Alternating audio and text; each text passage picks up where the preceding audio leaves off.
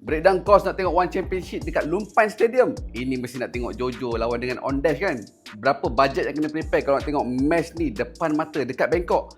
Jom, saya tolong breakdown. Kalau dah datang jauh-jauh, mesti nak tengok seat yang paling cun sekali. Kalau tengok harga tiket sekarang ni, untuk ringside harga RM5,000 baht, lebih kurang RM610. Untuk flight return pula daripada Kuala Lumpur ke Bangkok, kita bajetkan RM700. Hotel kita ambil 3 malam, RM750. Dah sampai Bangkok, takkan nak makan-makan tom yum je kan? Kita singgah ke tempat go-kart Impact Speed Park. Kita boleh bajetkan RM200 dekat sini. Kita nak beli merchandise juga, pergi Gentlewoman sebab ada collaboration dengan SBG. Dekat sini kita boleh bajetkan RM500.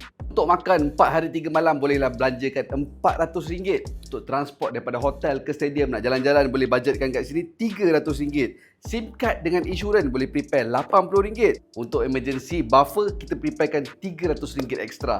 Total up cost nak tengok One Championship dekat Stadium Lumpan lebih kurang RM3,800. Tapi kalau nak jimat RM2,000 lebih pun dah lepas dah. Tak perlu nak ambil hotel yang mahal, tak perlu nak shopping-shopping sangat pun. Just pergi sana untuk tengok fight je. Jadi untuk kawan-kawan yang tengok video ni, kalau korang pergi tengok live macam ni kan, korang akan spend yang betul-betul ke ataupun spend cukup-cukup makan je? So guys, Jojo ke Ramadan Ondash?